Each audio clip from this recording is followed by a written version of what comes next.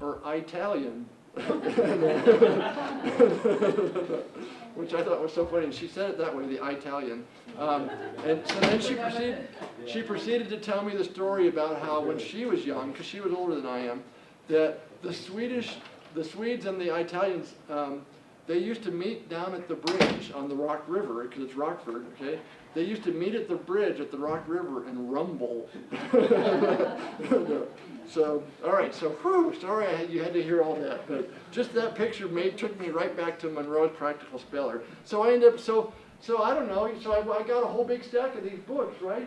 And I went down to the guy downstairs, down the creaky stairway, and you'll see in a second here the picture of it. And I said, you know, oh, these books are incredible. This is the most incredible thing I've ever seen. And they really, the content is very interesting also.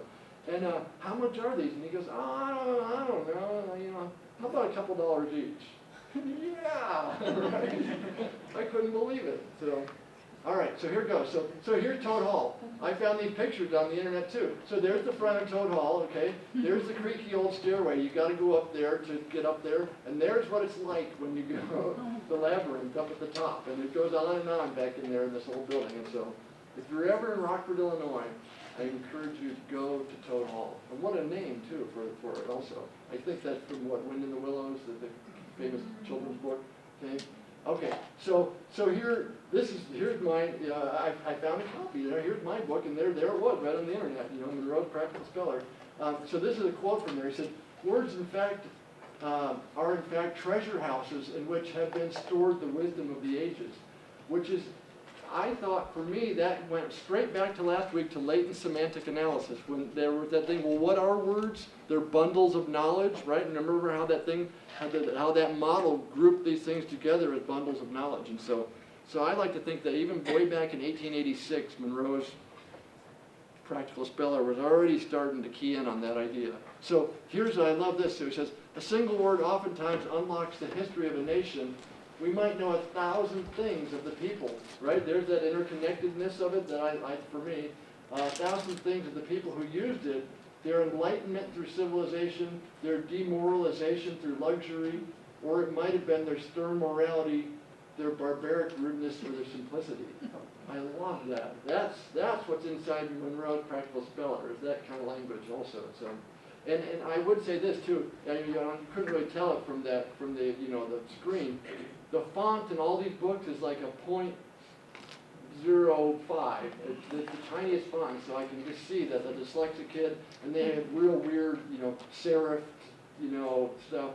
The dyslexic kids were doomed back then. You did not have any chance of ever making it across with that. Okay, so here goes. So then they said, no study is more charming than word study. I love that. The concept of word study was even back in the 1800s. All right. A child will willingly wander through quite a wilderness of orthography. Orthography. Yeah. Right. Yeah. If he's taught to find even an occasional treasure among the words. Okay. To me, boy, it's all come together there.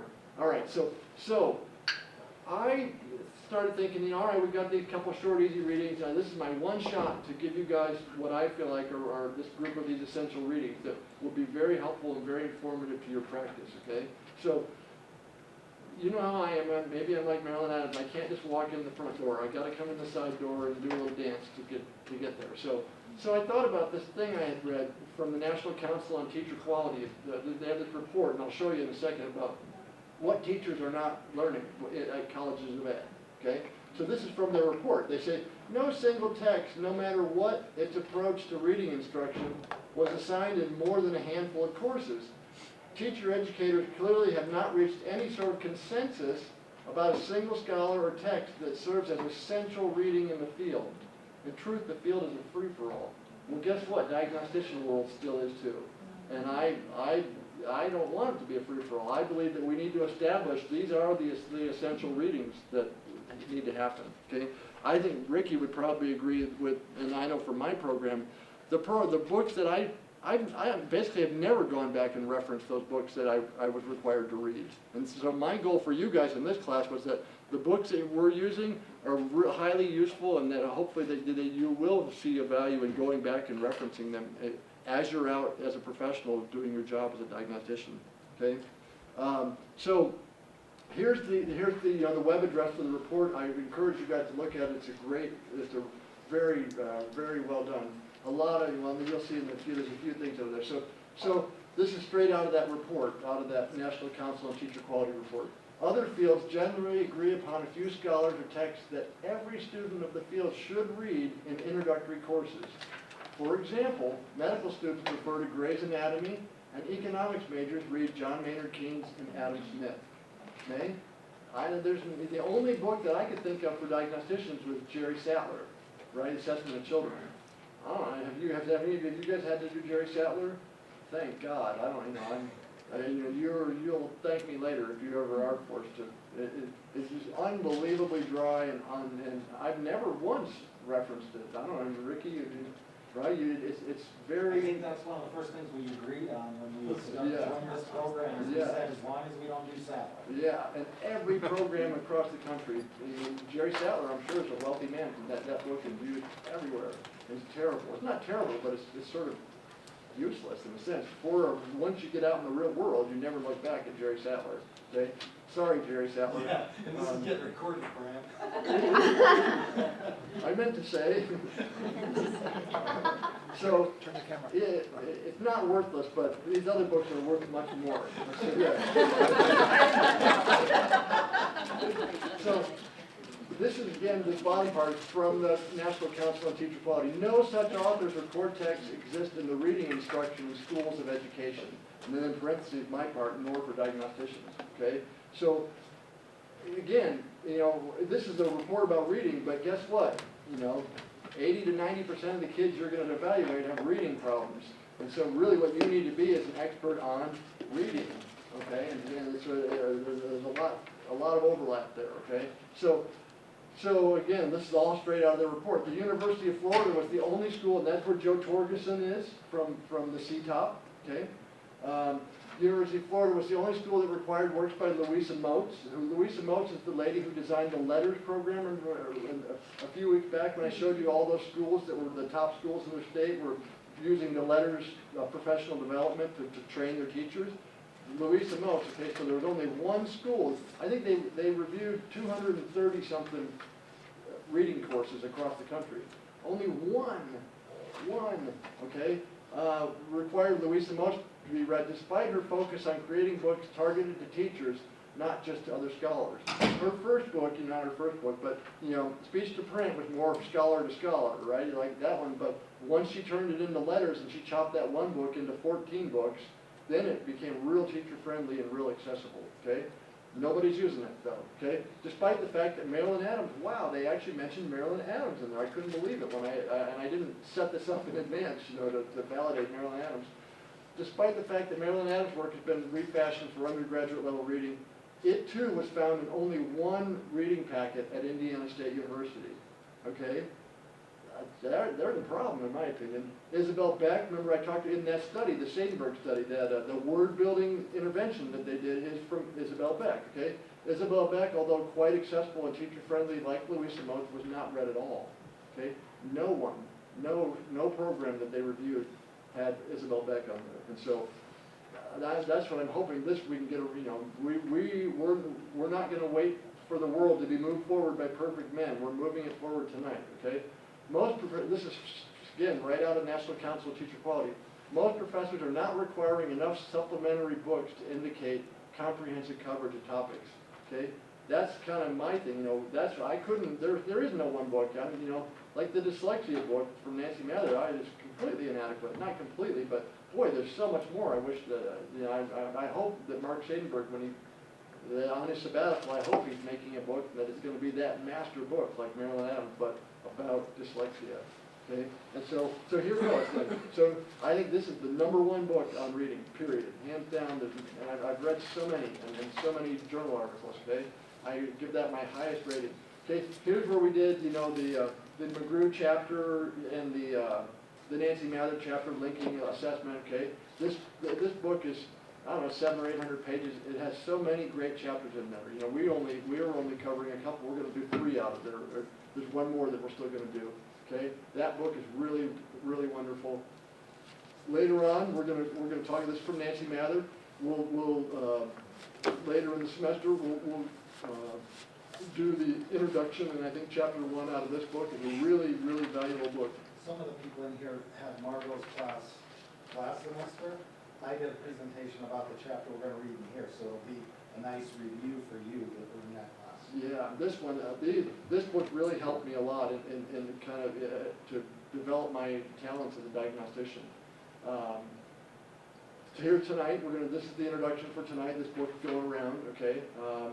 Then the learning disabilities, one of the reports that we're going to review later on down the semester, that it's in the reading and Dropbox, is out of this, okay? This one, I like the reports out of there, and some of the chapters also. Some of the stuff I'm not fully aligned with, okay? But again, I think there's some really, the reports, and that's really, your end job is to make a good report. WISC 4 assessment, this will be dated at this point, it'll be a WISC 5. The report tonight, this one, that second reading for tonight is out of this book, out of the WISC 4 assessment book, okay? All these essentials books, not all of them, but a lot of these essentials books are real helpful, okay? This one next week, we're going to do next week and the following week. Next week we do chapter 1 and 3 out of this book, and the following week we do 4 and 5. With the 4 and 5, yeah. And I still need to put 5 up. I haven't put 5 in Dropbox yet. And so this was the best one I could find, okay, on dyslexia. There's a lot of books, but I think this one works well for the class. This book, I remember giving this to Ricky, and to those guys.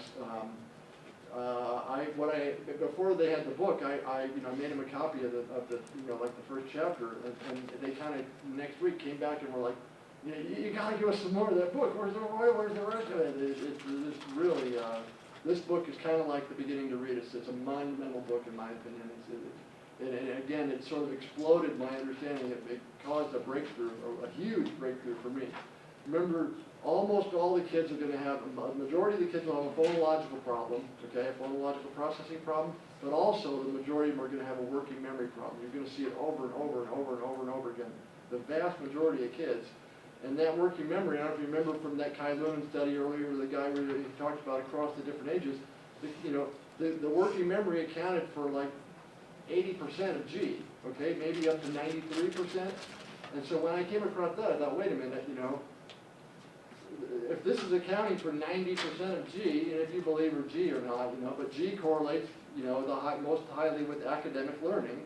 So working memory is accounting for a huge proportion of the variance in academic learning.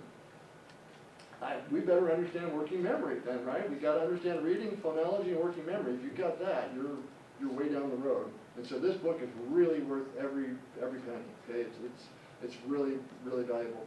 We've got another, when we do the mathematics, we have one night, one night on math and writing disabilities. This book has a really great chapter on, and that's what we're going to go over on math disabilities. It can really help me to understand that. This guy too, Torkel Klingberg, if you Google him at Karolinska Institute, you don't have to know all that. He's got all of his PDFs are online, okay? So he has tons of great stuff. He does a lot of, primarily working memory stuff, ADHD working memory stuff. Really, all of his work is right there. You can just click and download it. And so his stuff really helped me a lot. This book, Reading in the Brain, this is a pretty recent book, 2010-ish, somewhere around there.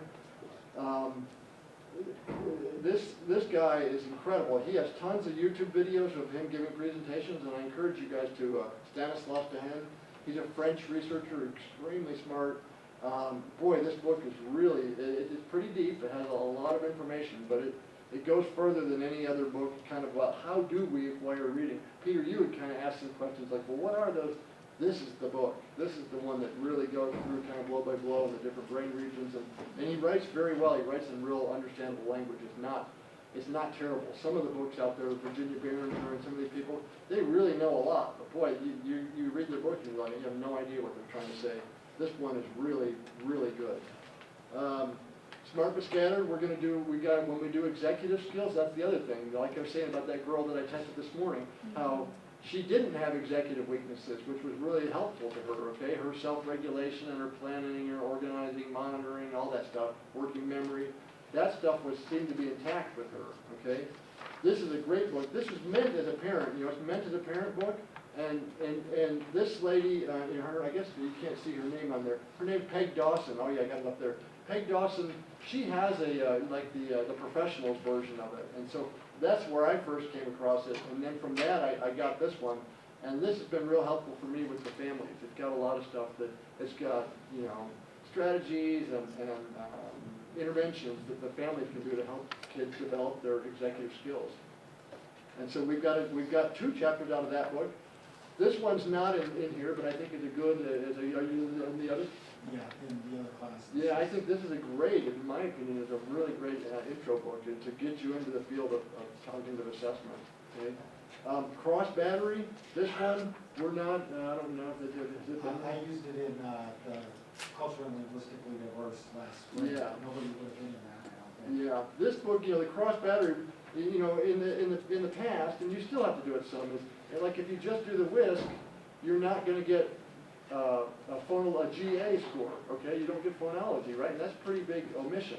And so you've got to take multiple batteries to get a full array of the CHC factors. And so this book is really good. I love chapter 5, and in the other class, you guys are going to be reading chapter 5 in a few weeks. It's about assessment of culturally and linguistically diverse students. Yeah, and I think it's Samuel Ortiz. Yeah. You did that video? Yeah. He's got the, and I'll, at the end, some point along the way, I'm gonna make my bank of resources that we didn't get to cover. He's got a really great video series where he talks about the, evaluating culturally and linguistically diverse kids. He changed my practice completely, and that's been my area that I've researched for forever. And when I found Ortiz, I felt like I'd come home.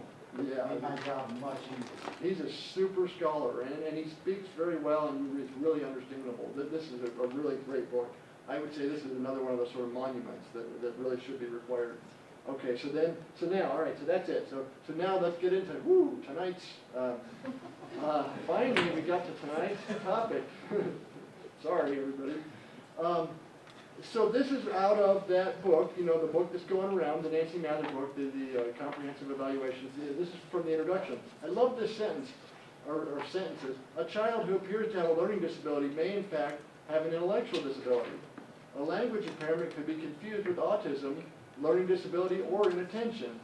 Behavior suggestive of emotional disturbance may really stem from school failure and low self-esteem that accompanies learning disabilities. That's the differential diagnosis, right there. You're differentiating the different, based on which of these, skills and deficits you have, okay? That, I think, is a very helpful sentence to keep this other stuff in mind, that not every kid has a learning disability, and that there's overlap between them, okay? The language impairment and autism with the attention and language skills, okay? All of these things, there's a lot of overlap where you'll have, one disability has some of it, but another one also has some of it, okay? So then she has this thing, these components of reports, okay? I like this. The reason for the referral, okay? Basically most of them are reading based, okay? Background information, so that's the family history. I believe, and you'll see when, and thank goodness for Nancy Mather when we get to that next week, the family history. Is there a genetic family history of learning disabilities? The 3 things.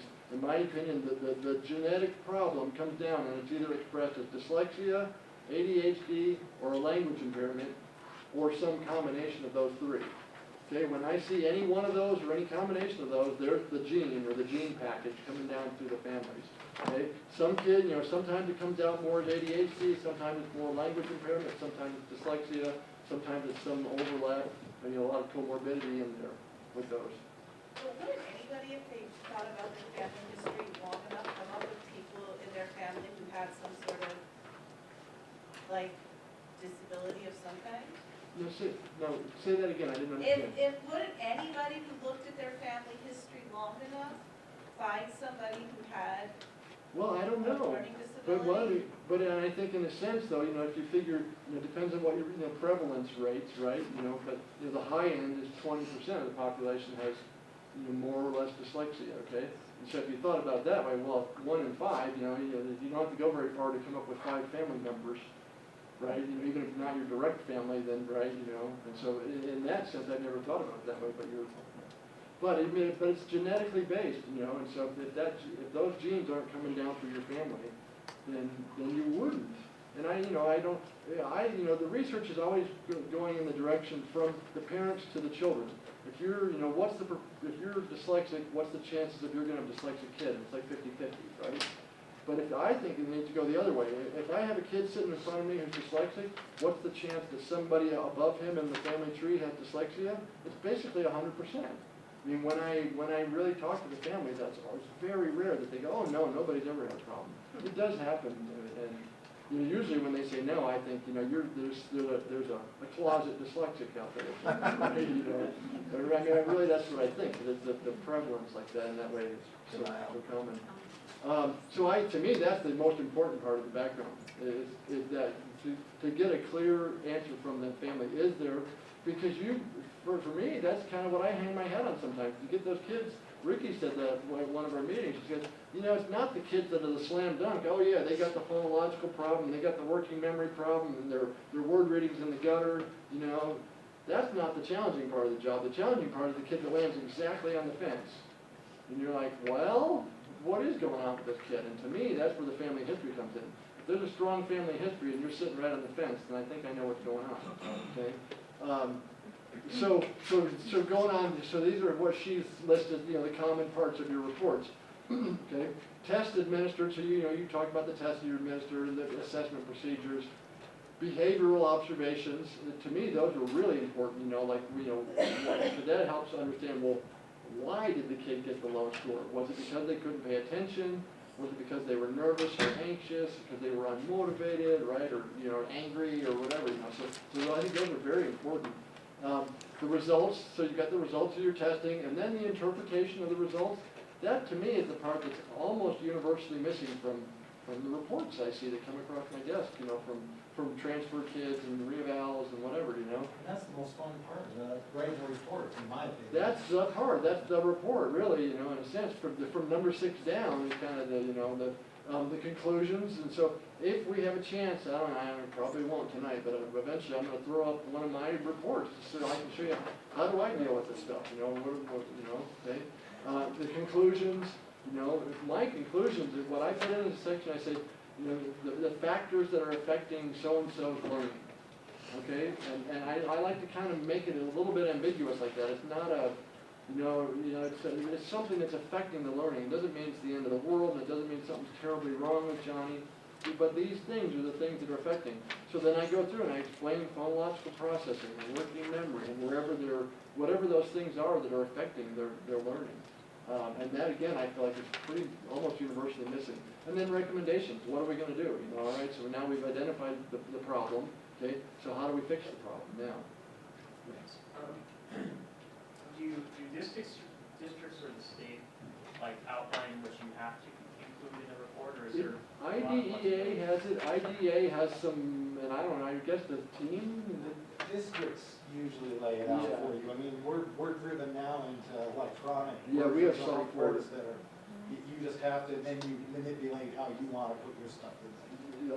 But it's usually laid out exactly. This is pretty common across the country. That's what you'll see in most reports.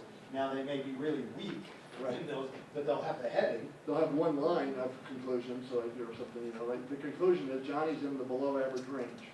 Basically what the conclusion will be. But IDEA does have some specified thing that must be in reports, and so everybody follows that, basically. Okay, so she goes on, she says, by reading and studying other reports, that's what that whole book is, it's full of other reports, here's what you get. You increase your understanding of the usefulness of comprehensive evaluations. I do, certainly when I read those master reports like that, I can see how they interpret the stuff. Expand your knowledge of possible interpretations of the test results. Okay. Improve your ability to translate assessment results into meaningful treatment recommendations. Okay.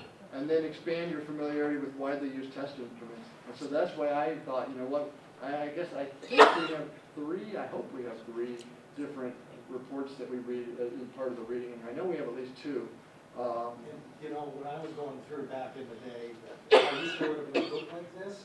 How I did it, and they weren't all master reports, was all those transfers, those reviewing files for reevaluations. I saw how lots of different people wrote reports, and it really helps to see that not everybody sees it from the same angle that I see it. Yeah. Okay. So this is straight out of that chapter. Ultimately, the quality and validity of a comprehensive evaluation depend on the skill of the evaluator. Okay, that makes sense, and that's the goal of this class is for you guys to come out as skilled evaluators. Your skill in selecting and administering tests, different tests. If you've got a kid with an ESL kid, or there's different reasons to choose different tests. I do believe it's good to have a battery that you most commonly use, so you get real familiar with it, and you get to have a sense of how kids perform on that, okay? But at the same time, there's times when you need to abandon your battery and use more appropriate ones, okay?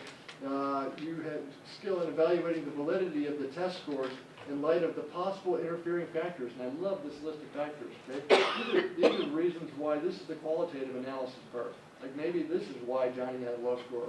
He was fatigued, he had inattention, poor motivation, cultural differences, sensory impairments.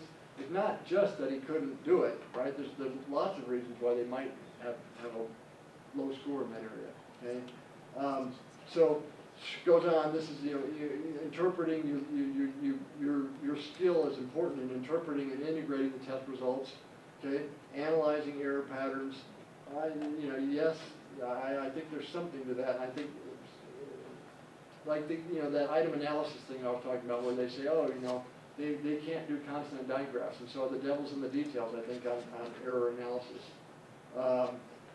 Selecting appropriate recommendations and interventions, okay, that is really, that's the goal, I think, and the problem you're up against, that the National Council on Teacher Quality report, remember what their conclusion of the report was. They found, I don't know, they found very few, I think they found nationwide 18 programs that they felt were adequately preparing the teachers. So then you have to ask yourself, okay, I'm making this report, but the person on the other end of the report was never properly trained in what to do.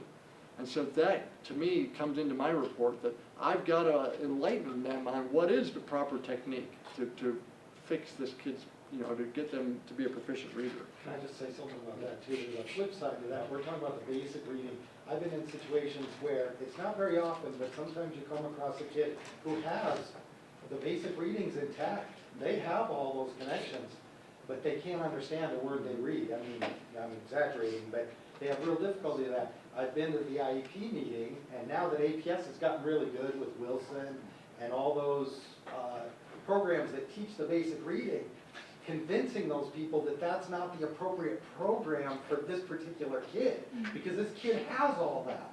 They can read fluently. It's the comprehension part of it, and it's a battle. But I make it really clear in my report.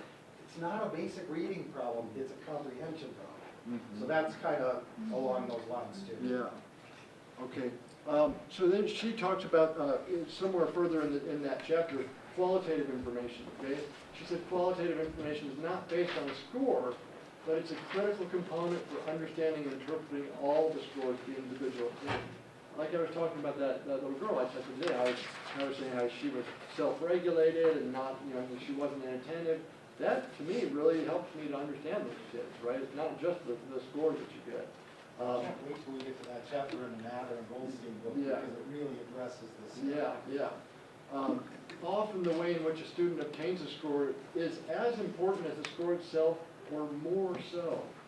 I completely agree with that. That's really an important part of it. That you've got to kind of have one eye on that, like not just what was the score, but how did you arrive at that score? So here she had this example in there. This is straight out of her intro there. She said, Christina might spelled might as MIT and walked as WOKT. Clearly she could perceive all the sounds in the words, so her phonemic awareness appeared adequate. Right, that makes sense. The way she's spelling it, she's got a letter for each sound. But she did not remember the orthographic features of the words she had seen hundreds of times. Okay, there's that inner letter activation and then the fully specified part, the orthography. Okay, so consequently, one area of cognitive ability, orthographic processing and retrieval, appears weak. And that's really the test of only just now, you guys came in right at the right time where they've got orthographic processing was included in the WJ and in the KTEA. Not so much the WJ, but the KTEA. Yeah. And Right. Mather's been talking about it forever. You Yeah. know, she would have kids free write and see how many different ways they would spell the same word. And she said that's a real key, you know, red flag for orthographic processing. I like this part. She talked about confidence bands, and so when you get the score is reported as a range of scores. You guys are calculating confidence bands, right, on your WISC, okay? So this is real interesting. Wider bands, 90 or 95, and that's how I was trained. Always go 90 or 95. That's really because then you're real confident of it. You're sure that their true scores with 95% certainty. Their true scores in your confidence band, okay? All right, so, but when you go to 90 or 95, there's these two disadvantages. The band can be so wide as to be meaningless. What is the implication if a person's true score is somewhere between 73 and 91? Okay, their ability is in the low average, or average range. You see, and so that when this was when I read that, I thought, why did they make me do 90 and 95? I'm so glad you had this in the reading because it popped out to me also. In the Woodcock-Johnson, you can only score it online now. And their default confidence band is 68%. Yeah. And I wondered about that, and I started thinking, the only thing we use for decision making is the standard error of measurement. Well, it's based on the 68% confidence band. So the Woodcock-Johnson on their default, you can change it to 90 or 95. But when you run it, it comes out. If you don't change it, Right. yeah, 68. Good. That's I'm glad to hear that. So that's on the new one? On the WJ4. 40, because I haven't done that one yet. So then she says, the wider the bands, the more likely they will overlap. Okay, so if you were comparing two scores, okay, say, and so you've got two confidence bands, all right, it's more likely that they're going to overlap, right? If it's really wide, the chances are that they're going to overlap, all right. Versus if they have a narrow, a 68% band, okay. If you had the same obtained score with a narrow confidence band versus a wide band, then they might or might not overlap in their confidence bands. Just to clarify, we talked a little bit about strengths and weaknesses. We'll talk about it more, I think, in here and in the other class. That's how you're trying to figure out these patterns of strength and weaknesses. Is there a difference or do they overlap? Does that make sense? Say, like fluid reasoning and working memory, are they overlapping? Well, there's not a lot of difference if they're overlapping. But if they're not, later when we go to the final chapter, I think it's the last chapter in the course, and from that contemporary intellectual assessment book, where they actually have their systematic way of diagnosing a learning disability, and they talk. You'll see there's a lot more. We'll talk more about that there. About is there a statistical difference between the scores? Are they overlapping or not? And we'll get into that more then. Okay, so if you have a really wide band, the scores are going to overlap, right? They're more likely to overlap. And so if that happens, it says allows the evaluator to view the composite score as validly representing a broad ability. Because if you have this subtest, a GA subtest, and this GA subtest, okay, they're both GA, they're different narrow abilities, but remember if you combine the two narrow abilities, then you get a representation of the broad ability. You've got to have at least two narrow abilities to represent a broad ability. But what she's saying is, if those two things, if their confidence intervals don't overlap, then you don't want to combine those and you can get a composite score. Remember last week when we had that graph with the from Schneps from Harvard with the visual attention, where the kids read it on the iReader or they read it on the paper, and there was that crossover point where at some point the kids were high here and low here, or they were high here and low here. But if you push and shove those all together, where do you come out? Right in the middle. And so you don't want to take real disparate scores like that, one high and one low, and say, oh, Johnny's exactly average, right? Because they're not. Really what they are is they're high in this narrow ability and they're low in this narrow ability. But if you combine those two together and make a broad ability, it's going to become, you're going to result at a misstatement. You're going to say, oh, they're right at 100. They're exactly average. And so that's the problem with those wide confidence bands is, what the, you know, kind of the rule of thumb is, if the confidence intervals don't overlap, then don't combine those two scores together to make a composite score. And so if you're using these really wide confidence bands, you're going to get scores that are really far apart, and it's going to actually appear as if they're overlapping, but they're not. Okay. So would that be a red flag if you see like a huge discrepancy between subtests under the same broad ability? Would that be a red flag that you need to run another subtest or do something? That's what the cross battery people say That's, to do. yeah. And it's hard, you know, to, you know, you're on a treadmill that's, there's flames coming off the back of it, right? And so, So I'll use other evidence, you know, there may Right, be something else I use that supports one or the other. Instead of, because it's like you can't be running back and retesting and Yeah. doing those extras. I mean, sometimes you do, but a lot of times you're trying to figure out, how can I pull it together without doing that? right, so you're looking for that supporting evidence, like that other, the two pieces, like if it's if you got one low, the phonetic coding kind of thing, right? But you want more evidence, well, is there decoding off, or is there pseudo word decoding off, right? And you're looking for skills that are dependent on that would support that, or if there's classroom assessments also. That's helpful. I'll go to Dibbles and things like that and see if there are more sort of classroom-based things. And sometimes, but honestly, you don't have a lot of time to go back and do best practices. Yeah, I'm going to go back and I'm going to do another subtest, and right, but it's difficult to get the kids and get the time and get it all done. Okay, so this is from Joel Schneider, and in his site it's called Assessing Psyche, and his another one. He's got a blog and he's got tons of great stuff. This is the definition of one of my reports, okay? All right? If you put in And I've seen his reports, it definitely is. Right? I have made this letter longer because I have not had the time to make it shorter, okay? It's hard to condense it down, to take this information and boil it down to this perfect crystal, you know? It's very difficult to get there, okay?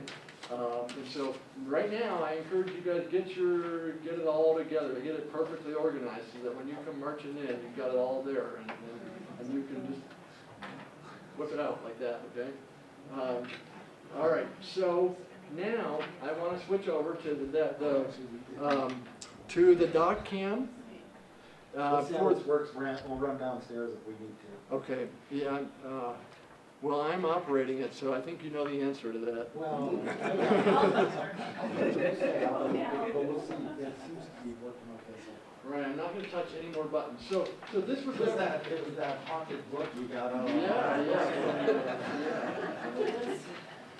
There, you know, these books, I got some of them that had like the kid doodles for Don't get it too close to the dock. Oh, yeah.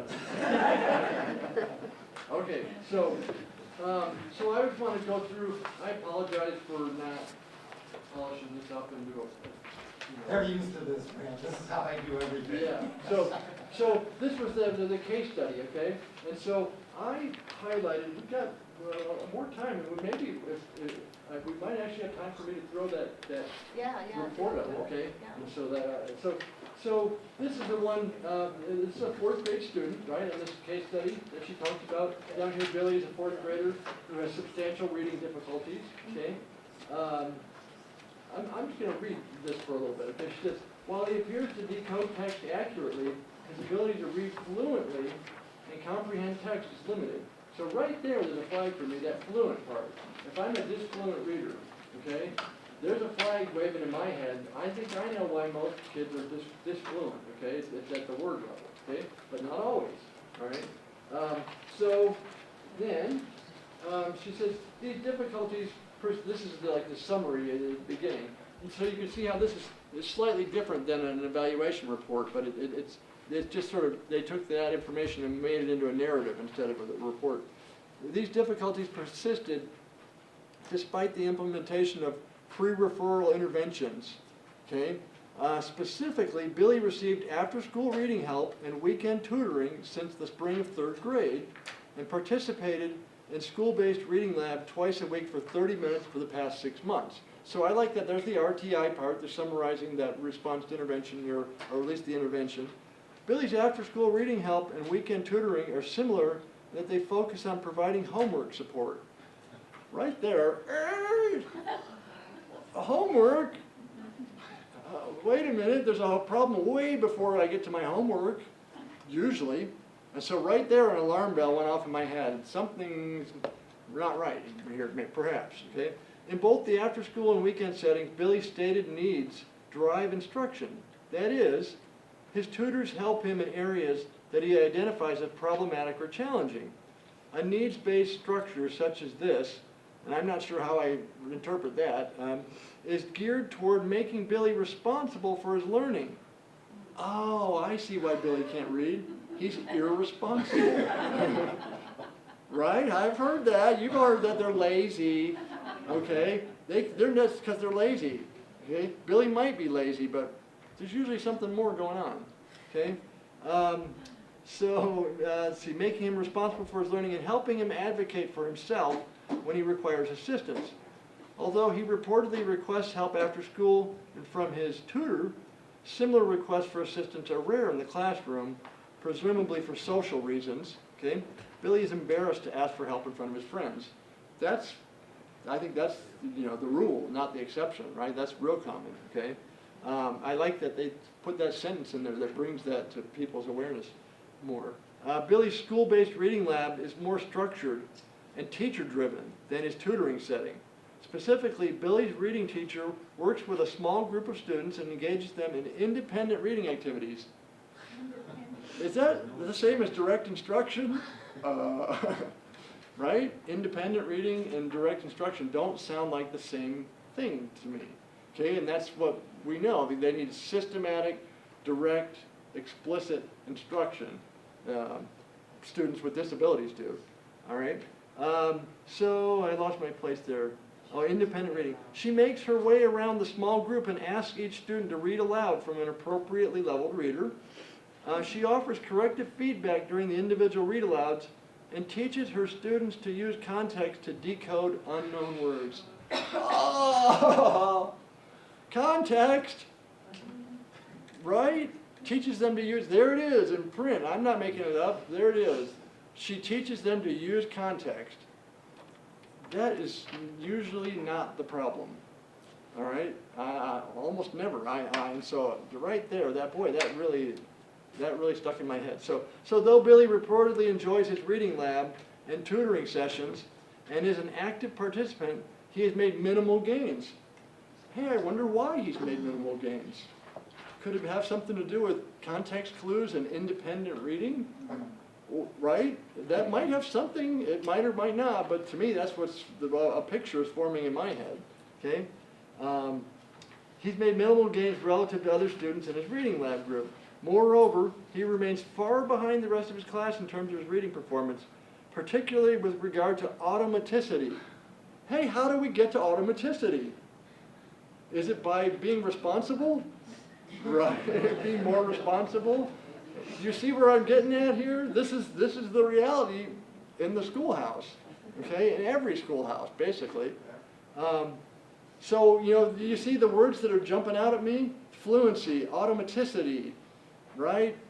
Responsibility, independent reading, context clues. Those all don't go together in my head. The solution's not matching the problem there for me, okay? Because there is a strong comprehension component on his weekly language arts test, Billy fails most of them and is beginning to demonstrate avoidance behaviors. That's real common also, okay, right? This is 4th grade too. He's not a middle schooler. The bomb has already gone off, right?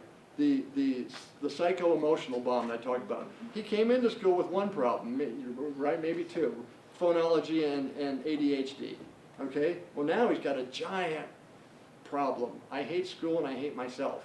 Okay, now it's a global problem that affects everything I do. That's how I read this, okay? So he's got the avoidance behavior. During reading lessons that he has the avoidance, specifically complaining of physical ailments, asking for frequent bathroom breaks. Moreover, Billy has recently experienced social repercussions as other students have become increasingly impatient with him when he is reading text or attempting to answer questions about what he has read. Okay, that sounds real familiar. Okay, that's just tragically familiar.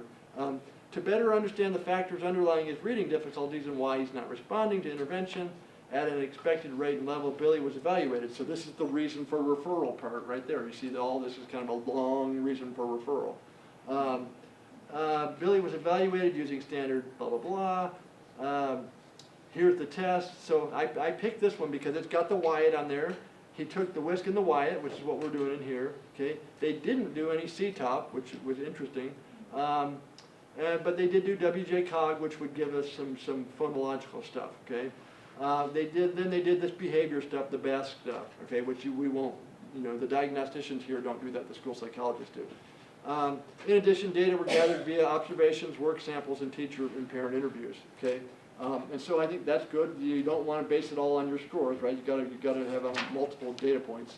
Okay, so there's only a couple pages. Academic results from the Wyatt indicate that although Billy performed in the average range in reading decoding, and so let's keep that in our head. He's in the average range in decoding. So now maybe he is one of those kids. He can decode, okay? And so maybe he doesn't need decoding instruction. He demonstrated normative weaknesses in reading comprehension. So normative means, compared to the norm group, he was below average, okay? It's not a criterion reference. He had weakness in reading comprehension and reading fluency. An error analysis of his reading comprehension revealed that Billy primarily had difficulties with inferential comprehension questions. That's real common. The factual questions are easier for the kids, but the inferencing is difficult.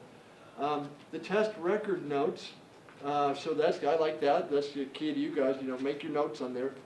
Stated that Billy focused, which is interesting, and it would appear that a different person tested, one person tested him and another person wrote it up, that Billy focused during the administration of academic tests, but often read disfluently. So there's that disfluency again. And seemed unsure when answering questions about what he had read. Okay, why is he unsure is what I'm asking.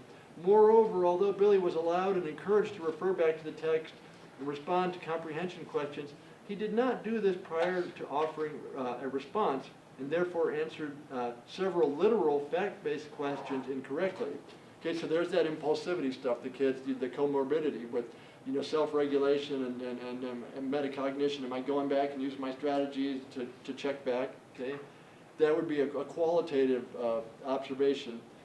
Billy frequently asked for comprehension questions to be repeated by the examiner. So right there, Amy, I'm thinking, maybe he's got a little bit of a receptive language weakness when I see that. There's more than one reason why kids need things repeated. One reason is they're not processing the language. Another reason is they're thinking about recess, right? And so you've got to work, there's that differential diagnosis stuff.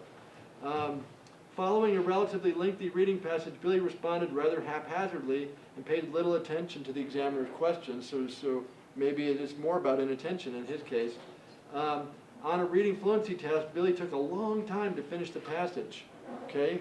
So why is his reading so slow, okay? Usually the reason, especially in 4th grade, remember that thing we saw way back, a few weeks back, that they had how much of reading comprehension is accounted for by word reading, right? In 1st grade it was 80%, but even at 12th grade it was still 40%, okay? So I can't remember what the 4th grade number was, but it's probably 50-60% at least, right?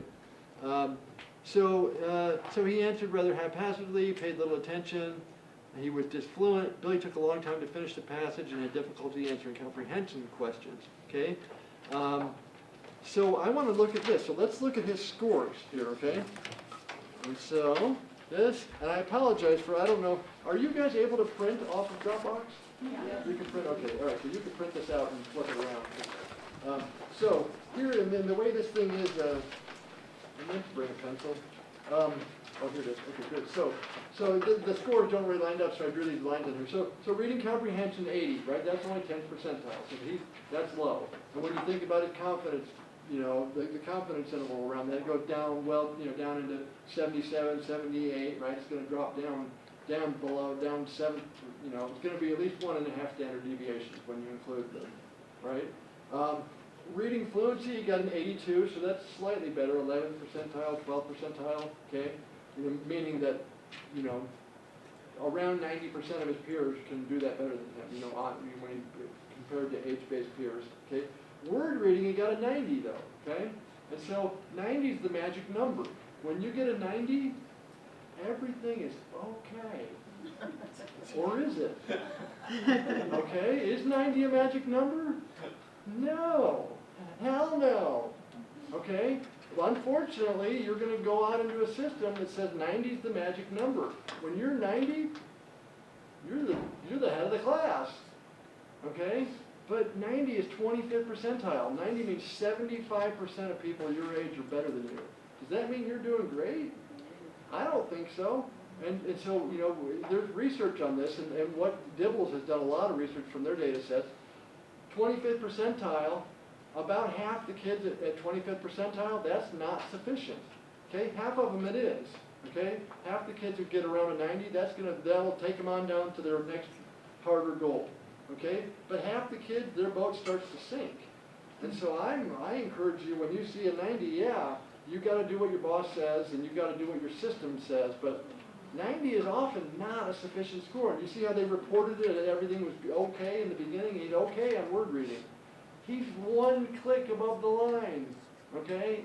And right, when we have one score, that's 1 point above. He's right on the line. He's not even above the line, okay? And so, in cross-battery assessment, that book that was up there earlier that Ricky was talking about, and you'll see a chapter of, I guess we're all like this. We love it when we come across things that validate our own thinking.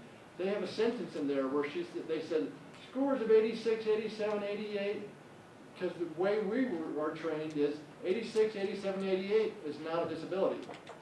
Okay? Not just 90, but 80, 90, 89, 88, 86, 87. Okay?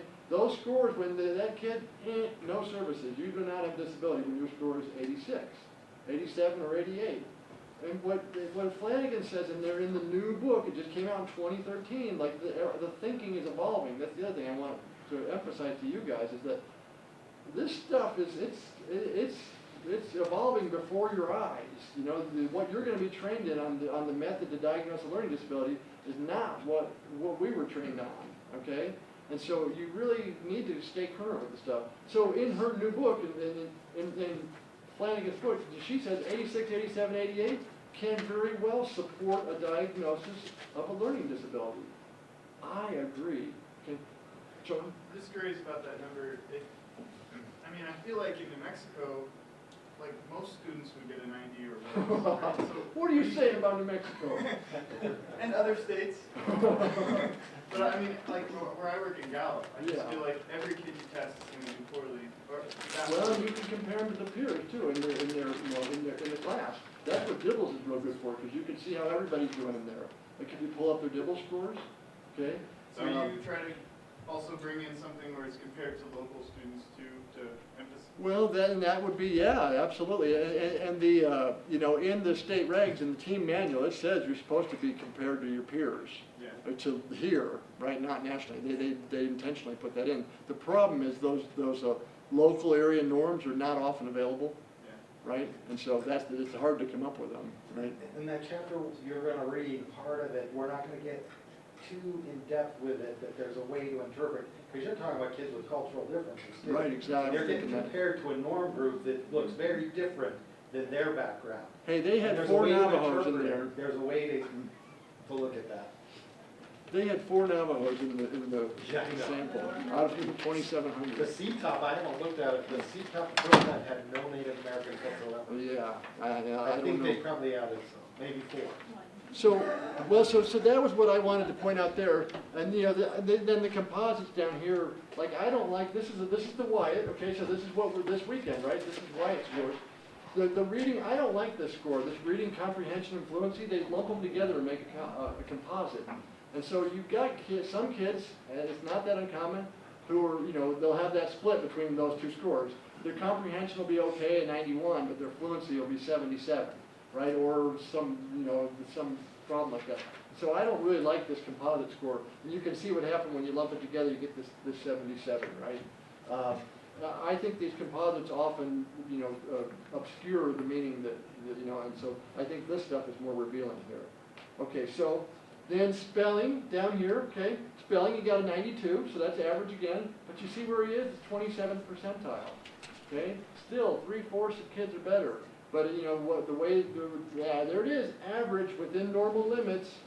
Okay, it is, but when I look at the bigger picture, he's disfluent, he struggles with his reading, he struggles with his comprehension. I wonder if for this kid, if there's not if he's not one of those half the kids who are at this level who is not adequate. What I say at the IEP is I'll have a sentence, I say something like, is their disability level adequate for grade level learning? That's the real question, isn't it, right? Is it adequate for grade level learning? That's different than do they have a disability and are they eligible for services? But we're talking about all of the above at the meeting. It's not just do you get services or not. We're trying to help this kid. And so we have to answer that question also. Is this level of performance adequate for grade level learning? Okay? It would appear in Billy's case that it's not. Sentence composition, so this is sentence writing, okay? And this is the one with the 27-page long scoring supplement. Okay, So you can thank me later, Yeah. I'm not making you do this test. Oh my God, abandon all hope, all ye who enter here. Yeah. Go ahead. Amy. So I'm just pondering, I'm playing out an IEP meeting, an 82 meeting in my head, and you're putting these scores and saying, they indicate there's a problem. Well, that's where tier 2. The kid has already been through SAT and through tier 2 pretty unsuccessfully, because that's why we moved on to Nadal. Because they're doing the interventions that we read about. There is that. But then, according to your bosses, who kind of give you a hard line on what can qualify for tier 3 services or not, you then have to say, maybe, Go back to tier Yes. 2. they need to go back to tier 2, so don't the parents then start feeling like, what are you telling me here? Well, you've got to dance your little dance. That's welcome to my world. Okay. I tell them, that this is interfering with this probably is contributing to the comprehension problem. But at the same time, it's not so low as to meet the definition of having a learning disability, right? And and that's when I hope that the intervention sitting there goes, oh, I know the perfect intervention. I was highly trained at XYZ University. But That's the dream world. silence falls, right? Okay, so great question, and that's, all right. And I want to point out also on this this thing, and I swear, what you want, buy the book or cut this out and tape it together so you can read it, scroll down it. There's a lot of great language in here in these parts, okay? And the impressions, really great language. I really like this report. And then over here, the link to classroom stuff. And I really encourage you guys to look at that stuff, but you'll find there's a lot of golden language that you'll use in your reports in there, okay? So written expression, okay, right, 87. So see now he's falling, he's hovering around that line. You see everything kind of just at 90, just below 90, right? This is that kid who landed right on the fence that Ricky always, talks about. But again, they're saying within normal limits, right? For 87, within normal limits, to me is a deceiving statement. Okay, within normal limits when, what's an 87? That's the 17th, 18th percentile, right? 82 or 3% of your peers are doing it better than you, and that's normal limits. And so I want to deliver clarity at the IEP meeting. I'm not saying you get this or you get that, but I just want people to fully understand. I always focus on the standard score and the percentile ranking, because those are understood. But when you call them average or within normal limits, then they go, oh, everything's great, there's no problem. Can I ask a question that might sound, I don't know how to say. Okay, so you're writing reports for these parents to gain some information from, and or teachers, or whomever part of the All of the above, yeah. everyone. And a lot of these parents have the same problems that their kids do. Right. And so I wonder, sometimes I read these reports and they're written at such a level that parents can't necessarily absolutely. understand a lot of the words like Well, verbose, You know, or, and that's a great point. speeded tasks. If they even open it, but Right. if they do open it, I try to, and I'm I saw this quote recently, and it said, "I'll be the second to admit that I make mistakes." My reports, I'm sure there's jargon, but I try as much as possible to put clarifying statements in there. If I put a word like phonology or phonological processing, I try to put in the next sentence or in parentheses what that means for them. I contacted Joel Schneider, the guy who wrote with McGrew, that CHC chapter. He's got a blog, it's great, and it's a little wonky and out there, mathematical.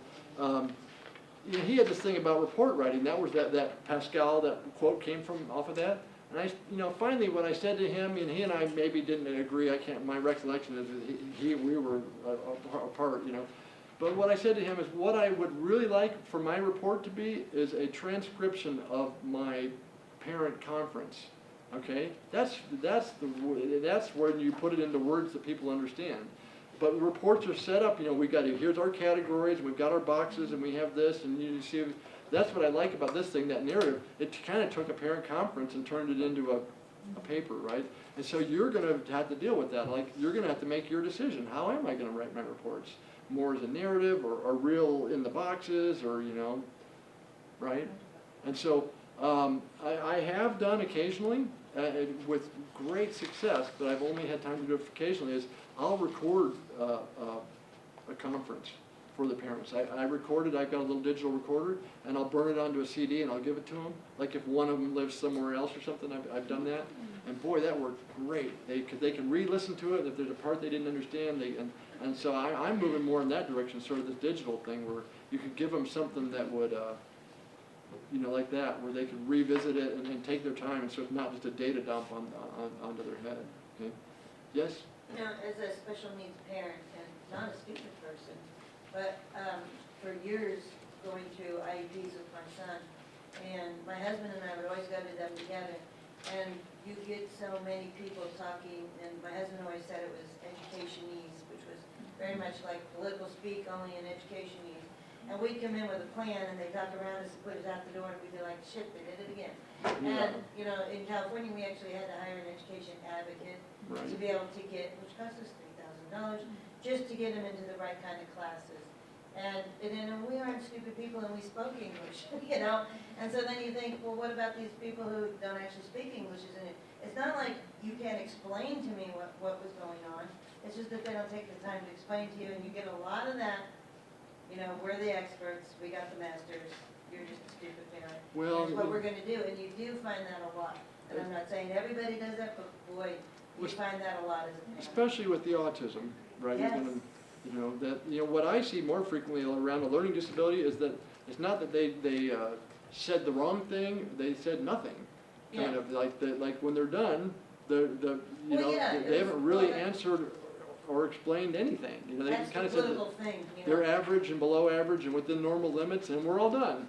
And there was no concept. Nobody in the meeting had a deeper understanding of why the kid was struggling and what to do about it. I really liked, I was trying to see where it was, but somewhere in here, they gave the mother some strategies. Yeah, I and the thought- behavior part at the end.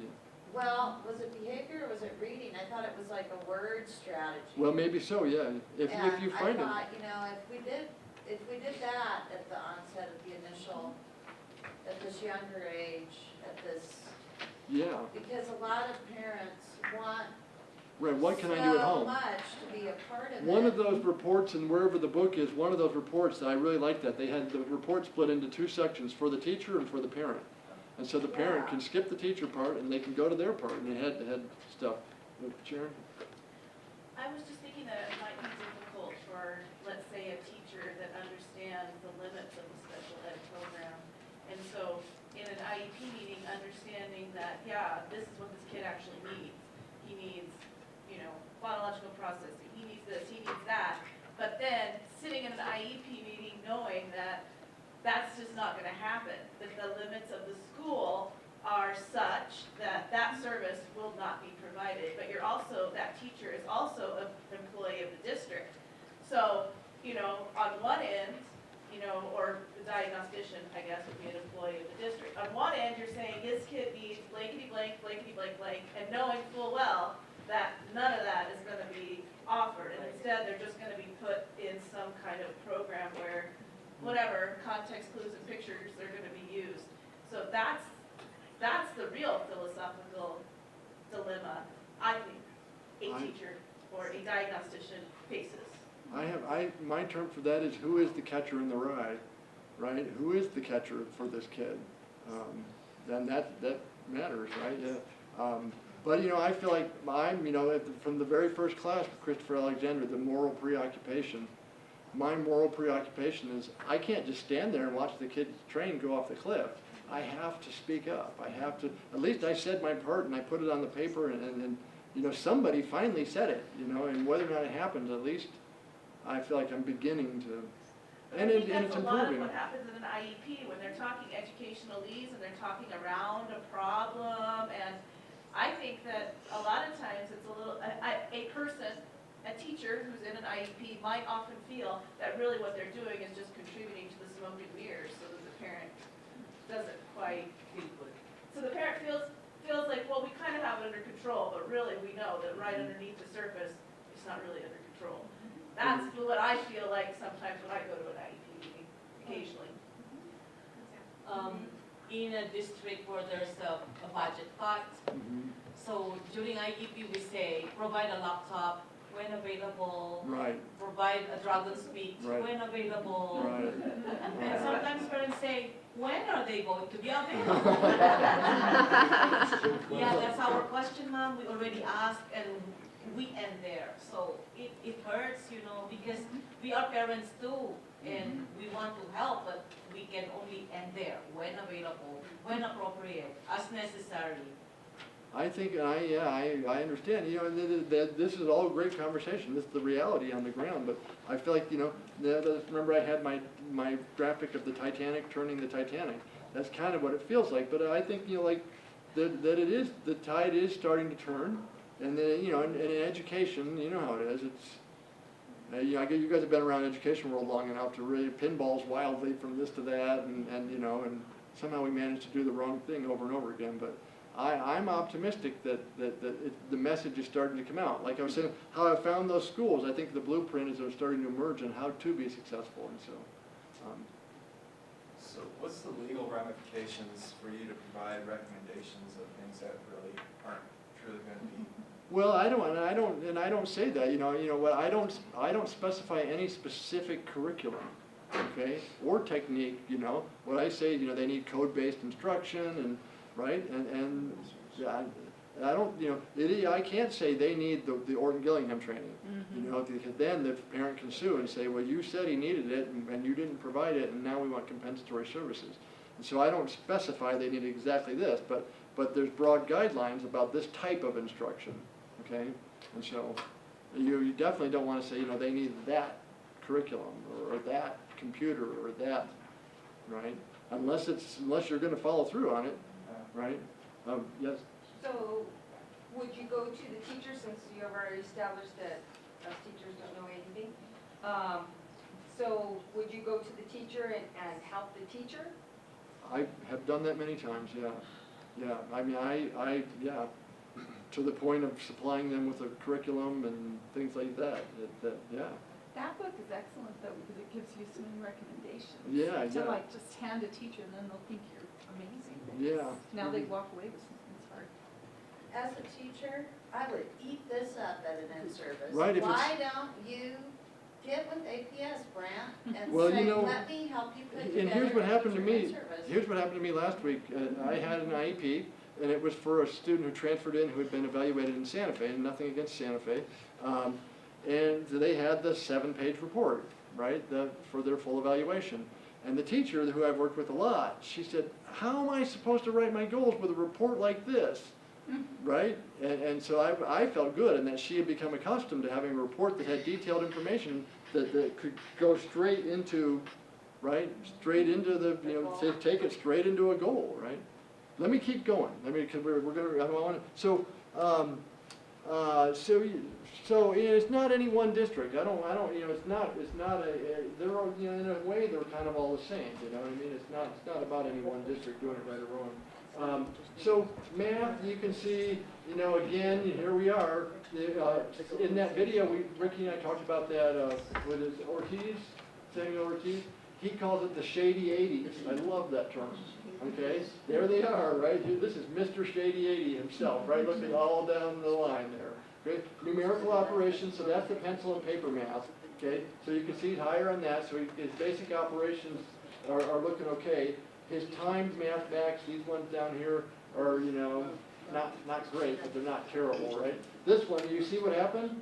I went below 85, all right, now I've crossed the magic line. Now it's a weakness.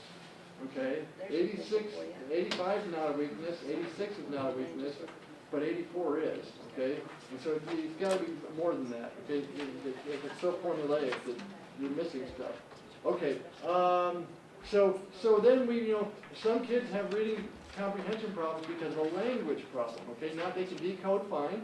So, but we look at this guy, his listening comprehension, it's usually listening comprehension is the one that correlates more strongly with comprehension. So his listening comprehension looks pretty good. 95 is 47th, 45th percentile. That to me is good, right? When you're up there, that's not a problem. But look at oral expression, okay? Oral expression, now he's back down there around the 10th percentile. So there might be some language stuff going on in there. As far as I know, there was no language about that accompanied this. And to me, that was kind of my other, complaint about this or criticism of this report is that I feel like they probably should have done, and especially knowing the comorbidity rates between language impairments and reading, right? That it would seem, given an oral expression score down at the 11th percentile, that an alarm might have gone off saying, hey, let's call an SLP in and get an eval. This is not a score low enough to qualify you as having a language impairment. They've got that score set at 70, right, Amy? That's approximately, it's... Yeah. But I clarified that recently. If you were going for SLI, you need the 2 standard deviations. But if you are trying to... You're going for a language impairment. If you're going as a related service provider underneath, under SLD. you can use professional judgment. Yeah, okay. So there's ways to move around that a little bit. And also, there's ways to play with the SLP versus SLI, we talked about in the class. Yeah. And one of the papers coming down the road is a great, in my opinion, the best one, that one, the Frank Ramos paper. He has this chart, like how do you distinguish between SLD in language versus SLI in language versus dyslexia versus okay. And he has this crisscross chart, and I really like it a lot. I think this. And we're going to have that for this class? Yeah, it's from 2013 too, I think, too. It's pretty recent, and I really like that. I think you'll find it real helpful, because you're going to be at a meeting, and they're going to go, well, which one is it? And it's a way to sort of quantify it. Okay? So here's WISC-4. This is, again, why I picked this. So similarities is 6, so that's, remember, 8 to 12 is average performance here. I can't remember, 6 is a 16th percentile. It's a pretty low percentile range. 7 would be 16. Yeah, so this is even lower, 14th percentile, 12th percentile. So there are similarities, and that's more sort of reasoning-y, right? And they talk about this here. Look at this. Word knowledge and ability to answer questions involving social judgment is similar to that of most children his age from the general population. Reasoning with verbal information is weak. I like that sentence a lot, okay? That's a really good sentence, and that, because the similarity, you've got to do some reasoning in there. How are these two things alike? Okay, vocabulary, that vocabulary score 9, so that's okay, right? That's not at the bottom. That's kind of in that's 37th percentile. That would support that maybe his word reading is okay, right? Because usually little guys, you're getting your vocabulary from reading, okay? And then comprehension is an 8, and so again, there's more of that reasoning-based language stuff, okay? But again, that's 25th percentile, so what is that? Is that okay or is that not okay? And then block design, you can see, wow, that's awesome. You're right, 14, that's 91st percentile, I think. Picture completion is 11, so that's good, 63rd percentile. But then, look at these two. Picture concepts, so this is the problem with the WISC-4. This is the perceptual reasoning. They took G, F, and GV, and they combine them all together into one index, okay? And so, in matrix reasoning, that's the GF, okay? And what else do they have on here for GF? Picture concept. Well, on picture concepts, right. Oh, and here's what, I'm glad, thank you for saying that, Ricky. Here's what I think is going on with a lot of these kids that have scores, the low scores on picture concepts and matrix reasoning. It's that impulsivity thing where they, the first one, you know, those little patterns, the first one that's almost right, that one. And they said, and remember at the beginning they were talking about he had some inattention problems and stuff. And so I wondered, does this guy really have a reasoning problem, a fluid reasoning problem?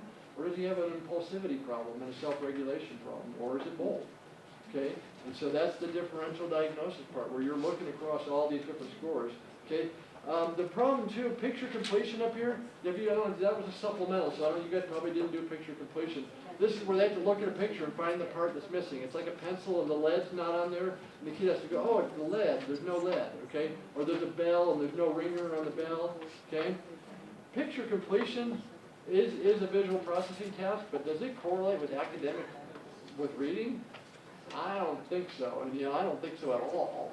Okay, and so there's the real weakness on there. I think, you know, you need to do an orthographic processing test. I think that would be my take on that. So again, so you get this GV score that's really high, right? But that came from block design and picture completion. Okay, and those are, again, I don't think either of those really correlates with reading very well. Whereas there are, you know, like the Schnepp stuff with the visual crowding, there are visual aspects to reading that really are affecting the kids. So that's a weakness there. And then the GF, you know, that might be, is it a reasoning weakness or is it an inattention thing going on there? And so let me just keep going with it in the couple minutes that are left here. So here's the rest of the battery. I just want to see how I think about these when I see these scores. Digit span, so this is working memory. That looks great, you know, perfectly average. Letter number sequencing, so those are both, you can combine those two, you know, they're going to combine into a good composite score. Okay, so that looks good. So this kid doesn't appear to have that weakness that's so common. Then processing speed. So this is the visual processing, you know, where they have to do the symbol search and do the little symbols. Okay, and boy, you can see there's a big problem there, right? They're only 75 with two real close scores there. And so definitely, I would say this kid has I have no problem saying there's a visual processing speed weakness. Then over here, this is, you know, auditory processing, or this is the long-term retrieval stuff. You know, Ricky knows this a lot better than I do. You know, they definitely were weak here on that, and then the rapid naming also down here too. These have been kind of reconfigured on the Woodcock-Johnson 4, so we saw a little bit of this, Yeah. but it's reconfigured. Okay. Then down here, here's the phonology part. This is where the WISC doesn't have phonological. That's why you got a cross battery with the C-top with it. So sound blending, so there's blending, right? 105, that looks good. So, you know, this kid is perfectly on the fence for me. There's indications that, you know, that he's not a word level kid, because his phonology's good, his decoding's okay, right? And so this is where I would really want to look for some classroom-based stuff to help me make my final determination. Okay, look at the family history, look at the classroom-based stuff. Okay, because there's kind of evidence going in both ways. He's leaning more towards I don't have a word weakness. Okay, there's more scores on, you know, on the higher side on that. So the auditory processing, you know, came out great, right? That's the phonological stuff. Okay, I think let's see if there's any more sentences that I highlighted. You know, in here, no. I think in the end what they recommend is just, you know, using graphic organizers and stuff like that. And so again, my question is, you know, is that really the way to go with this kid? All right, thank you. Any questions then on that? All right, thank you.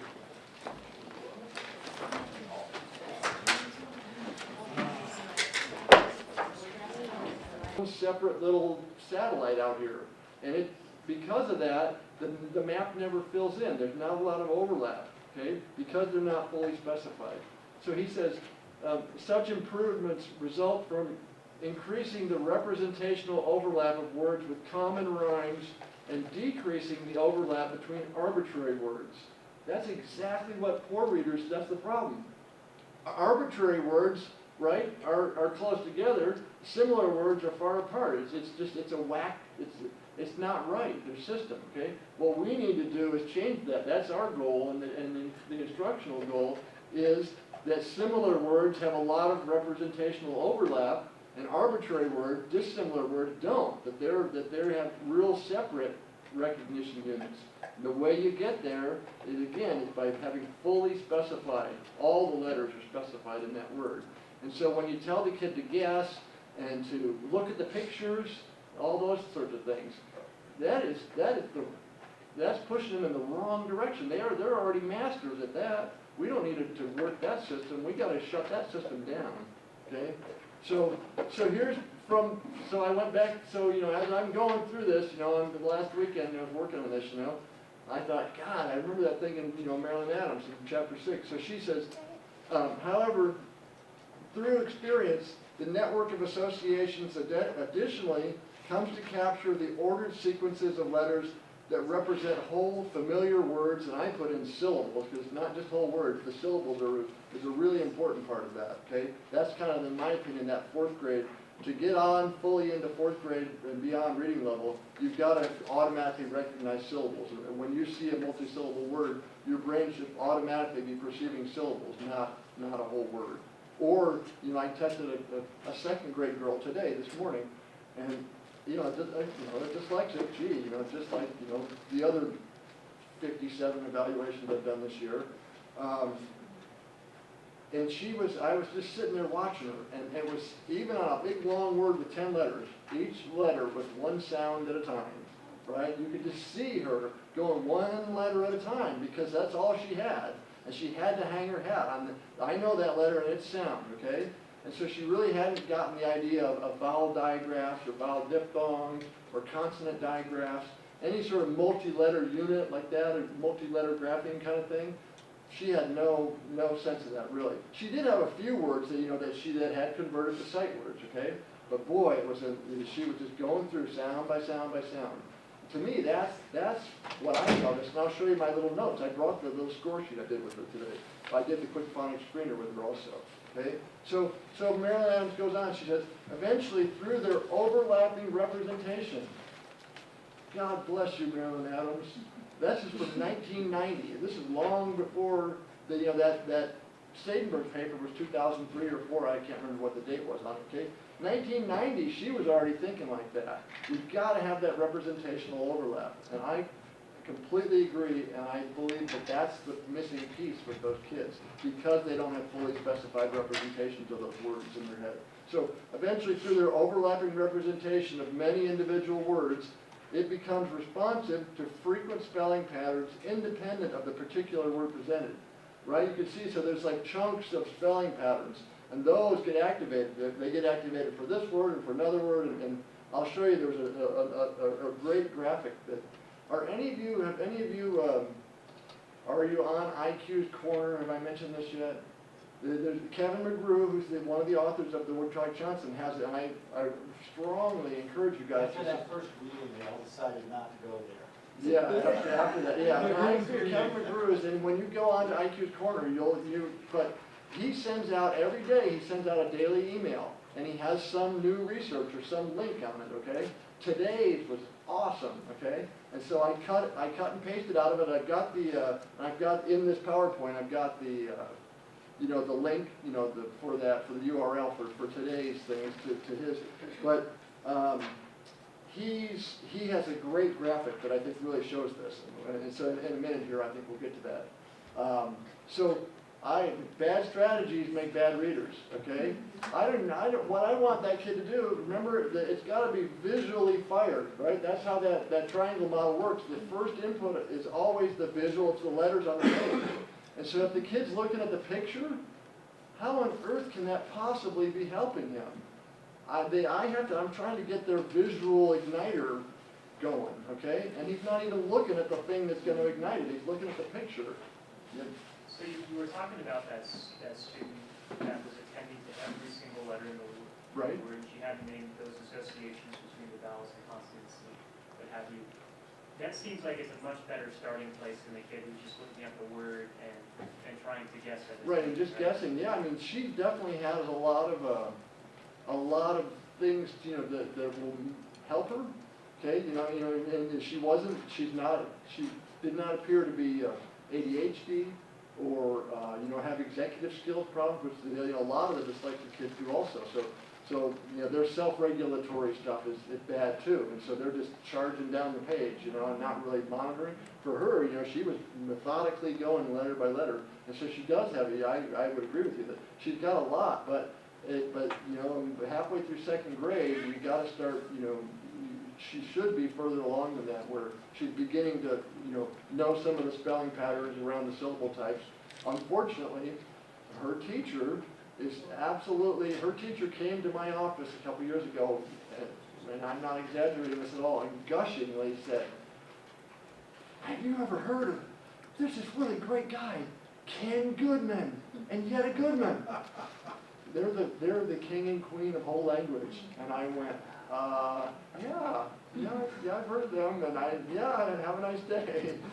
Right, I mean, and so her teacher's a whole language teacher, and so I can see it. You know, and she's a great teacher. She's really, you know, I really like her. If she would switch over to, in my opinion, a more correct instructional approach, she'd be one of the best teachers ever. And so she teaches the kids self-regulation and discipline and everything but phonics and phonemic awareness. Okay, but without that, you get this kid that I got sitting there in front of me, real, you know, methodically going, but in a really weird way that's not going to work. So here's my bad strategy list. What word would make sense here? These are not strategies I made up. These are the real strategies from the reading interventionist. What word would make sense? You can probably guess, you know, you can get a word that will fit in there semantically that will work, okay? And you can use your contextual processor, but the problem is not the kid's contextual processor. That's working fine, you know, unless they've got a language impairment or they've got some other stuff going on, okay? For most of the kids, the context is not the problem, okay? Almost none of them, all right? And so wrong, bad strategy. Just guess. That's an actual strategy, okay? That is an actual reading intervention strategy. Guess? What? Are you kidding me? We're trying to make an interletter activation network. Guessing does not do that. Guessing is, right? Okay? Look at the pictures for clues, okay? The pictures are not going to make an interletter activation network that results in sight words, that results in fluency, that results in comprehension. The pictures, you might, it'll help you in that one spot, but they're good at that. That's not where the problem is. We've got to activate these other networks, okay? So, you know, these strategies do not develop necessary interletter activation networks. They're contrary to that, okay? It's not just that they don't, that they suppress that other system, okay? So I put when in doubt, consult the great lady, as Dr. Kerr called Marilyn Adams, okay? So this is out of her. So again, I'll just read this off. Again, we find the suggestion that when children focus their attention on the perceptual resolution of a word, they do so at the potential cost of losing the meaning of the sentence. Okay, so that's the kind of the whole language thing, that if you focus down on the details, what about the meaning? The meaning is going to evaporate up into the ether.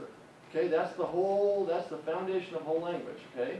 Right? But then she goes on, one might be tempted to discourage beginning readers, or I would say, or struggling older readers, right? From poring over the graphemic details of their text. The graphemes are the letters of the letter groups, right?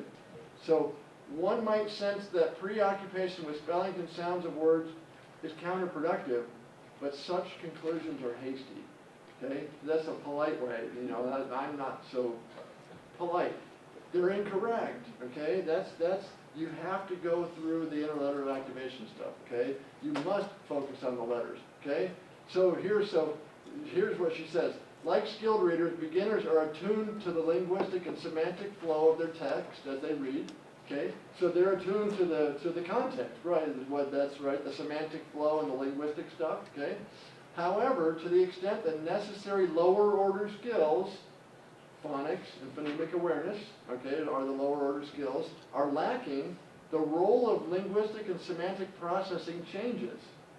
Okay, so that's my big thing too. There's two groups of readers out there in the world.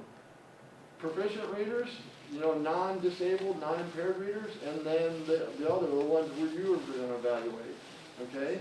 And when you mix them all together, there's a mistake there. So she says, you know, when you're one of those kids that's lacking those lower order skills, there's a change in that semantic and contextual processing. Instead of complementing orthographic processing, it may substitute for it. That's exactly what they do. Okay? They've got a problem. There's a cork in the bottle, there's a stutter in their orthographic system and in their phonological system, and so they go on up to the context. They automatically, they sort of default in that direction.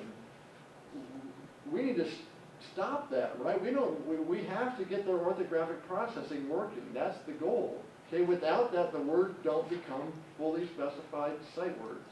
Okay? We need to, don't say guess, don't say what would make sense here, because then you're just telling them, let's just skip the orthography. That's not important. Just go on over this way. That's what bad readers do. We don't want to teach them to be bad readers. We want to teach them to be good readers. Okay? So poor reading usually, in my opinion, it has a lot to do with that orthographic processing. Okay? The root problem often starts with the phonology, but there's also a huge part of that orthographically, okay? So, I thought I made all these slides so that they came in one at a time. I apologize for that. Sensitivity to context can only be a good sign. Its dominance is not. That is a wonderful sentence. That's exactly what the poor readers do. The context has become their dominant system for figuring out words, right? And that's, remember that thing where she talked about when one part reaches critical activation dominance, it shuts down the others? That's exactly what's going on with the poor readers. And we have to reverse that system. We need an equal representation at least, okay? Contextually appropriate substitution errors, that's me in the middle. Contextually appropriate substitution errors are frequent among poor readers. So they say leap instead of jump, right? Okay, so it's contextually appropriate, and it's a substitution, okay? You'll see those kids where they'll do that. Then down here is Marilyn Adams again at the bottom. The frequency of contextually appropriate substitution errors is symptomatic that orthographic processing is proceeding neither quickly nor completely enough to do its job. That right there, that is a definition of poor reading. Okay, that's the definition of a poor reader. That they're over-reliant on the context stuff. Okay? And so I don't believe, in my experience in 18 years in education, this idea somehow has gotten lost. Just like I say with Marilyn Adams, that book, I don't know if any of you had ever even heard of that book before this class. And that is right there. That's the root problem for these guys. And so I'm hoping that you have that in the back of your mind. When you're writing your report, you're doing your interpretation, you can't put that sentence in your report, right? It's absolutely meaningless in a report. But you've got to get that across where we've got to focus their attention down at the level of the individual letters, okay? Such that the interletter activation happens. And those words begin to become, the orthographic processor comes on board appropriately, the phonological processor comes on board appropriately, okay? And we don't have dominance of the context processor. Okay, so this again is from Marilyn Adams, from one of the chapters, I think this was from chapter 10, the seriousness of this concern, and then that's my parentheses, poor orthographic processing, okay? The seriousness of this concern is underscored by the evidence that weaknesses in basic decoding skills may be the most common and the most debilitating source of reading difficulties. There it is, right there, okay? That right? A weakness in basic decoding skills may be the most common and the most debilitating. I completely agree. And there's this whole sort of waffling language, maybe, right, might be, probably, could be, this sort of stuff. If I was writing the book, I would put a lot less equivocal language in there. That is the biggest source. And I think you'll see that when you work with the kids out there. all right? When you begin to have some perspective, when you've tested, 500 kids, it'd be after a while, it starts, patterns emerge for you, okay? All right, this is from McGrew, okay? This is from today's email from Kevin McGrew from IQ's Corner, okay? So if you search out IQ Corner, you can subscribe to and I can't encourage you enough. His whole IQ Corner is filled with great resources. So I like this because I feel like it validates the way that I've tried to run this course, okay? And so, I don't know if I guess I do have a pointer. So down here, this is his model, and I tested a kid this morning, and then I wrote a report, and then I started another report, and then I drove for 2 hours to get here because of, right? So I didn't have time for a deep analysis of this, okay? But I think this really is kind of how this class is. Remember in the beginning we talked about Hebb's rule, the cells that fire together, wire together. I said, I feel like we really have to go down all the way to that level because we're educational diagnosticians and we need to understand learning. Well, that's the beginning level of learning, and that's in his model. So he talks about this neural efficiency stuff, okay? Then he says, so we're coming up through these layers of different ways to think about this stuff, okay? And I think even in my beginning, I said that, level 1 understanding, a level 2 understanding, a level 3 understanding. So then the brain functions and networks, okay? Okay, so that's, we'll talk more about that, I think, in next week with the Nancy Mather dyslexia book. She gets into this more about the different networks in the brain that are working together for reading, okay? Information processing, well that is the parallel distributed processing, okay, the connectionist stuff, all right? He calls them mechanical models. Remember Nancy Mather had said in her email to me about they seem too mechanistic, right? And so I like this. I feel like it's starting to reemerge in the field, that people are getting a sense of that this stuff is valid and it's important, and if we understand this, it'll help us to do a better job with these kids, okay? And so I feel like that this is kind of the path that we've been on, not exactly, but there's a great amount of similarity there. And then finally up here he gets to these psychometric models, and this is where the WJ is, and the WISC and the Wyatt and our tests that we're learning, okay? So I like that, and again in here one of the coming up slides has got the, what this is Kevin McGrew goes to the National Association of School Psychologists, that's what NASP is, and so I guess they just had their conference, their national conference. And he often, I don't know, maybe every year, he gives a presentation, but then he goes on to this site called SlideShare, and that's where I got this slide from, is off of SlideShare.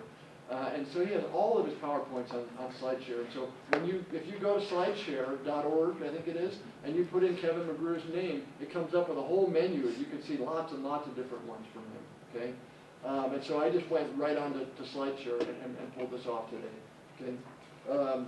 So this is again from, this is that model. So he says, how can research at these levels inform interpretation of the WJ? Okay, that's what this class is all about, right? We're learning the tests, and we're learning how to interpret them. And so I think his point here is that if you understand this stuff, it helps you to do a better job of understanding the test and interpreting the test. Okay, sorry. Now if I can get it back down here. So there was another. Here's this. And this one. I took it right off of SlideShare, okay? So this is what he often does, what Kevin McGrew, and Kevin McGrew is the author, one of the authors of the WJ, okay? He often, on his IQ Corner email that you get daily, and so after a while you're like, God, no more, enough already, and I have a little file, the ones I like, I just save them, I have a folder for them. So he had this thing about keywords in the mental lexicon, okay? And if you look here, I apologize, it's so hard to read. This word is speak in the middle there, okay? And if I could make it larger, I would. I don't know if I can. I don't think I can on here. So there's speak, and these words are like these sort of in the neighborhood, the phonological neighborhood where they have similar sounds in them, okay? And then if you go over here, this word is peach, okay? So it's got that E sound. You see there, so you can see how there's a connection between speak, they've got the EA, and the EA and the E sound, right? And so then we get over here to peach, and then if you go further out, then this word is pooch, okay? And so if you go out across these, and again, I apologize, it's such, so there's pooch and patch and pitch and pouch and poach, okay? And then if you go this way from peach, you get to peep and piece and Pete. And remember last week when, in the reading, where they talked about, where I talked about that latent semantic analysis, the LSA model, and how everybody was like, what do you mean? The model learned more about words that weren't in the reading than they were. And it said, because the context, each word is connected to a context, and that context is connected to other words, and those words are connected to other contexts. To me, that's exactly what we're showing here. I like this. It's a graphic representation. That's how our mind works, and that's how activation energy spreads across all these different networks. And so to me, really what that was about is a good graphic to kind of, I felt like it helped to understand that thing last week from that word, I was saying that vocabulary learning thing, where the model, this sort of represents that, how you go from one and it's connected to that, but that's connected to that, and that's connected to that, and that's connected to that. And it's this bifurcating web of connections, okay? All right, so here's the address. This is the slide share, okay? So you guys will have this as on the Dropbox. I take that back. I'm gonna have to put this up because I loaded, the one I loaded on Dropbox this weekend, this didn't come out till today, so this is hot off the press, okay? And so I guess what I can go in and delete the PowerPoint that's on there, and I'll bring this one up, okay? Okay, so, there's, the last week we're done. How many? I guess I took a little too long to get through last week, sorry. All right, have I shown this slide before? Does anyone know who George Eliot is? I didn't know, okay? So,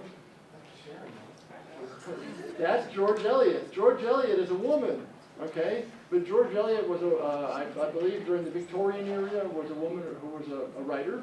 And women weren't allowed to be talented and successful, and right? And so she had to publish under the name George Eliot, all right? And so, wow, that was right. I came across this quote, and I thought of George, George, right? And then I looked up George Eliot, and I'm like, wait a minute, George Eliot, there was a very interesting little side story. So she said this: the important work of moving the world forward does not wait to be done by perfect men. And so, I think there was a lot of, gender stuff in there. For me, what I take from this is that the field, that's why I agreed to be part of this class, because I feel like we need to move the field forward. And it's like trickle-down economics. It's not working, everybody, right? We're not getting richer down here. And the trickle-down braininess and the knowledge from the people above, it's not working. It's not hitting the schoolhouse, all right? That's where you guys come in, and that's where that's my hope for you guys, is that when I read that, I thought, I'm not waiting around anymore. And that's when I started emailing Nancy Mather and everybody. All it was like I got off the leash. I just cut the leash, and then I haven't looked back ever since then.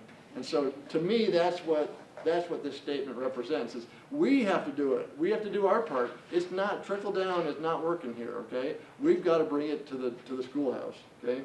So along those lines, you should see that there's two giant stacks of books on my table in my living room, okay? The books that this is what I started with. I thought these are the core books that they have to learn in this class, but there's just not enough time, right? There's not, you can't learn all that in one class. And so I thought, I just want to put up what I think of as the essential reading for the diagnostician. So I thought I went on to Google Images, and I found this image, right? And these says the book of knowledge, right? I thought that was a good a good graphic to start this with. But then you know how I am. I'm Mr. Free Association, okay? Otherwise known as ADHD. So this made me think of, and I'm gonna try to switch this over here real quick, because I'm better at it this time. To the document cam. Okay. Now I don't know why one's, let's see. All right, and now if I can zoom it, uh-oh. All right. It just, yeah. Okay. All right, if I can zoom it back out. don't touch anything, right? Darn it. All right, well, so here, let me just tell you this little story. So I'm of an age, and many of you are of this age, that maybe 5 years ago, my mom was diagnosed with cancer, okay? And am I doing that? Am I making that blink? Maybe. Or is one of you doing it? So my mom was diagnosed with cancer, and you know it's the same story that I'm sure many of you have been down this road. And so I'm from way up in northern Illinois, and so I began to spend more, you know, as much time as I could to go up there and see my mom. And when I go, I lived up there, you know, when I was young, and I hadn't been back in a long time. And when I go back to a place like that now, what I think to myself, and God, I wish I could make that stop. I apologize. It's doing that. I think I'll bet there's some great used bookstores up there. Okay. And so I go onto the internet and I'm like, what are the good used bookstores from around Rockford, Illinois? I don't know if any of you are from that area, okay? So it's way up, you know, north of Chicago. And so I found, you know, I was looking, what is the good, there's got to be a great used bookstore in Rockford, Illinois. So there was I came across this link and it said Toad Hall. And there was this gushing review, oh, you got to go to Toad Hall. It's the most incredible place you'll ever go. And so, so I looked up Toad Hall, and it was still there, okay? And I got the address, and I got my wife and my daughter, and you know, one day after we had spent the day with my mom, we drove over, you know, from our little town, Belvedere, we drove over to Rockford, and then we're looking for Toad Hall. And we go down, and it's kind of like literally under the railroad tracks. And there's these old buildings that are from the 1800s, and there's Toad Hall, okay? And so I went into Toad Hall, and I found this book, and so I want to, let me see, well, so I guess, well, I did this in the wrong order. When you see Toad Hall, so I go in and it's this ancient old brick building from the 1800s. And so I open the door and it's this funky place, okay? And I don't know, it's hard to describe it. You know, it's like almost like a thrift store looking when I first go in. I'm like, this doesn't look so great. And so I said, you know, you guys have used books? Because there's really not that many books that are in sight. Or there. And so the guy goes, oh yeah, upstairs. And so he points to this stairway, and I go and I look up, and there's this steep, dark stairway going up, and it's all dark up there. And I'm like, well, you know, can you turn the lights on? So he doesn't quite know how to turn the lights on, and he finally finds this string, and he pulls it, and it kind of, the lights are kind of flickering. And I go up there, and it's like book heaven, okay? It's like if you're a bibliophile, it was the most unbelievable used bookstore I've ever been in. And so I said, well, where are the education books? Because that's, that's what I'm interested in. So he says, oh, go over there, around there, and then you got to go through this labyrinth. And I get there, and what's there? There's stacks of these books from the 1800s, okay? That are, I'm like, holy cow, you got to be kidding me. They're covered in dust. I'm like, having to blow the dust off of them, okay? All these old books, okay? So here's the speller, Monroe speller from and so you can see here, I love this. Here's the kid who owned the book, okay? From 1886, all right? So, just bear with me for a second. And so, here, this is my favorite part of this book, okay? This, if you look on here, here's the spelling words, right? And over here, they've written the Swedish words for each of those words. And my grandfather came from Sweden. Okay, he came over to Rockford in the early part of the century, and he told us that when he got there, him and his brothers, they used to have to just sit on the fence at recess and talk to each other in Swedish because they didn't know any English. So wow, was this ever fascinating? It was like a journey into my past, to get this book. So anyway, so I apologize you had to hear that. And then there's one last thing I'll say about Rockford. Okay, so when I got my first job as a diagnostician in Fort Worth, Texas, okay?